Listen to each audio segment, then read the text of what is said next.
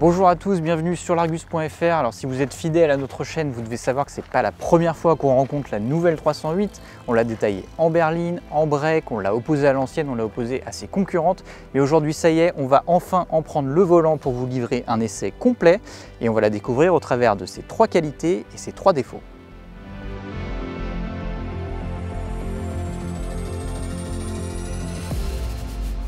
Alors, ce qui séduit d'emblée quand on essaye la nouvelle 308 et qu'on fait un petit peu de route avec, eh bien, c'est son niveau de confort qui est en progrès.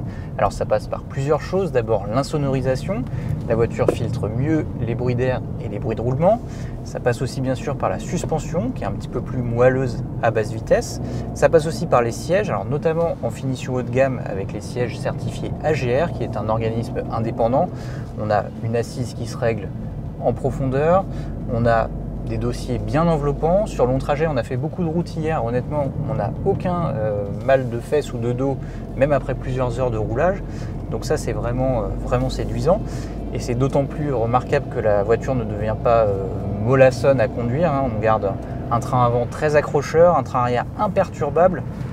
Ou alors, si vraiment on veut pinailler, je dirais qu'il y a peut-être direction un petit peu moins incisive en entrée de virage, qui informe un peu moins du niveau d'adhérence de la route, mais franchement on est sur du détail.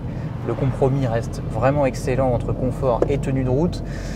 On rappelle que ce compromis il est offert sans l'aide d'une suspension pilotée qui est indisponible sur la 308 puisqu'elle est réservée à la cousine un petit peu plus haut de gamme de la Peugeot, à savoir la nouvelle DS4.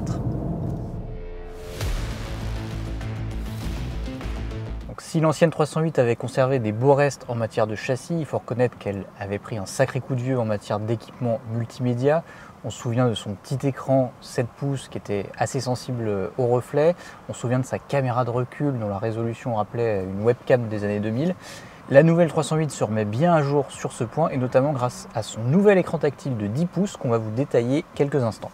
Donc ce nouvel écran, il n'est pas seulement plus grand, il a une meilleure résolution, il a des graphismes plus sympas, plus modernes et il a surtout une interface plus intuitive à condition de la personnaliser. Alors pour ce faire, Peugeot propose une nouvelle bande de raccourcis qui se situe sous l'écran à partir du 2e niveau de finition qui permet de placer les raccourcis qu'on veut pour accéder plus rapidement à ses fonctions préférées. Alors là par exemple on a la radio en raccourci, la climatisation, la navigation. Voilà, c'est assez facile. Et surtout, on peut aller plus loin dans la personnalisation, dans les raccourcis. C'est-à-dire que par exemple, quand on est sur la climatisation, comme ici, on appuie longtemps sur la touche et on peut mettre par exemple le raccourci directement de la fonction automatique.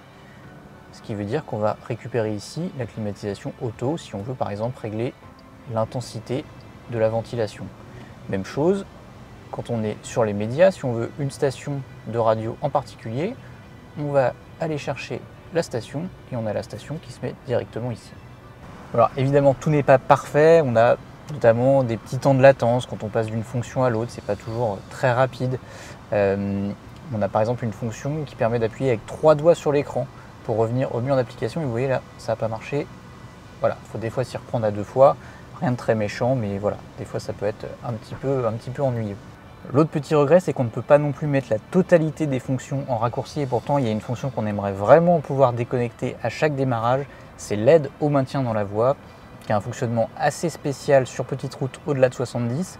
Quand on arrive dans un virage, on a une réaction dans le volant comme si la voiture braquait toute seule, c'est assez désagréable.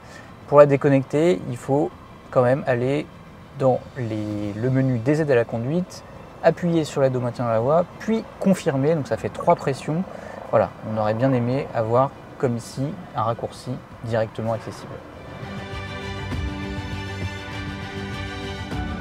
Alors, quand on a découvert les nouvelles proportions de la 308 avec son capot allongé, sa cabine reculée, un petit peu façon ancienne BMW Série 1, on s'est un petit peu demandé quelles allaient être les répercussions en termes d'espace intérieur.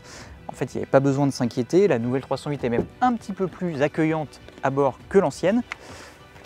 Alors ça se vérifie déjà à l'avant, on profite d'une belle largeur au coude, on profite surtout de rangements beaucoup plus nombreux qu'auparavant. Il y a un profond vide-poche ici en pied de console, un porte-gobelet, un astucieux cale smartphone avec un petit trou pour laisser passer le câble de recharge, ainsi qu'un profond rangement sous la coudoir. C'est assez rare pour une compacte d'avoir autant de rangement et au quotidien c'est bien pratique. Alors, même constat à l'arrière, on se souvient que c'était le défaut de l'ancienne 308, son manque d'espace aux places arrière. Là c'est un petit peu mieux, on a à peu près 3 cm de plus au genou, 5 cm de plus à la tête. Bon, ça ne devient toujours pas une limousine, la banquette est toujours assez courte, assez ferme, les dossiers sont assez verticaux, mais c'est aussi le moyen de laisser un volume de coffre très correct. Alors il perd 8 litres par rapport à l'ancienne, on passe de 420 à 412, mais ça reste une valeur assez généreuse dans la catégorie.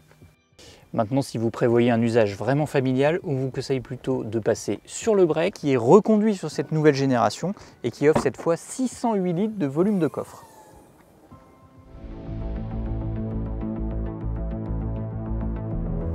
Alors maintenant, je voudrais évoquer un sujet qui fait toujours un petit peu polémique dans les commentaires quand on en parle, c'est le manque de lisibilité des compteurs. Alors c'est un souci qui n'est pas nouveau chez Peugeot, qui est arrivé en même temps que le fameux iCockpit avec ce petit volant et les compteurs qu'on regarde par-dessus. C'est arrivé en 2012 avec la première 208. Et il se trouve qu'en fonction de la position de conduite qu'on adopte, c'est-à-dire avec un siège bas et un volant haut, eh bien le haut du volant cache le bas, voire une bonne partie des compteurs. Alors ça dépend des modèles, par exemple dans les SUV 3008 ou 5008, c'est pas trop gênant parce qu'on a une assise un petit peu plus haute et donc le souci est moindre. Ça devient un petit peu plus gênant dans les dernières 208 et 2008. Là, dans le cas de la nouvelle 308, je dois dire que ça devient peut-être le pire modèle de chez Peugeot sur ce point. C'est-à-dire que quand je conduis avec le siège bas et le volant haut, je ne vois plus rien, je ne vois absolument rien des compteurs. Alors certains diront que je pourrais changer ma position de conduite, c'est vrai. En même temps, c'est une position de conduite dans laquelle je me sens bien, dans laquelle je pense avoir les bons réflexes s'il se passe quelque chose, dans laquelle je ressens bien la voiture. J'ai surtout pas envie de conduire avec le siège haut perché comme dans un SUV, ni avec le volant sur les genoux. Et donc, pour ma part, cet aménagement, ce serait rédhibitoire. Maintenant, ça va vraiment dépendre, comme je vous le disais, de la position de conduite de chacun. Je vous invite simplement à bien aller en concession avant de se décider pour vérifier voilà, que vous êtes bien, que l'ergonomie vous convient. En matière de choix de motorisation, la 308 démarre avec un diesel de 130 chevaux, un essence de 110 ou 130 chevaux. C'est d'ailleurs cette essence de 130 chevaux qu'on a ici à l'essai, en lien avec la boîte automatique EAT8. Alors c'est un moteur qu'on connaissait déjà sur l'ancienne, qui est plutôt performant. Il y a du couple à bas régime, il y a une allonge correcte au quotidien. Maintenant, en matière d'agrément, ça reste un 3 cylindres. Ça veut dire qu'à l'accélération, il y a une sonorité un petit peu sourde, quelques vibrations à bas régime, quelques soubresauts en lien avec le système stop and start en ville. Donc voilà, on n'a pas l'agrément d'un 4 cylindres. Le problème, c'est que pour bénéficier d'un 4 cylindres, on passe automatiquement aux versions hybrides rechargeables de 180 ou 225 chevaux cumulés. Là, l'écart de prix devient très important, l'écart de poids aussi, puisqu'entre le moteur électrique et la batterie, la voiture prend 350 kg environ. On a aussi un petit peu moins de coffre, un petit peu moins de réservoir. Donc voilà, en fait, il manquerait dans cette gamme 308 une offre, 1,6 litre PureTech, 180 chevaux, voire 225 chevaux, 100% thermique. C'est deux motorisations qui sont disponibles sur la cousine DS4, encore elle, mais qui sont malheureusement pas proposées sur la 308.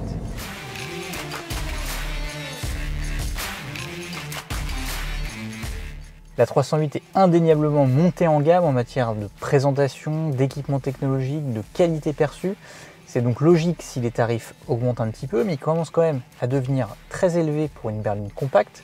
Par exemple, pour notre version d'essai, avec le petit 1 litre de essence de 130 chevaux à boîte auto, il faut déjà compter 34 600 € en finition haute GT Pack, hors option. Pour une 308 hybride 225, les prix frisent même les 45 000 €. Maintenant, c'est une tendance chez Peugeot depuis quelques années. Ça n'empêche pas aux 208 ni aux 2008 d'être devenus les leaders de leur segment malgré leurs tarifs élevés. Donc, on ne voit pas pourquoi la 308 n'aurait pas le même succès. Et voilà, c'est la fin de cet essai. J'espère qu'il vous a plu. Et si vous voulez en savoir encore plus sur la nouvelle 308, je vous invite à aller sur le site largus.fr où vous trouverez les essais des différentes versions et des différentes carrosseries. À bientôt!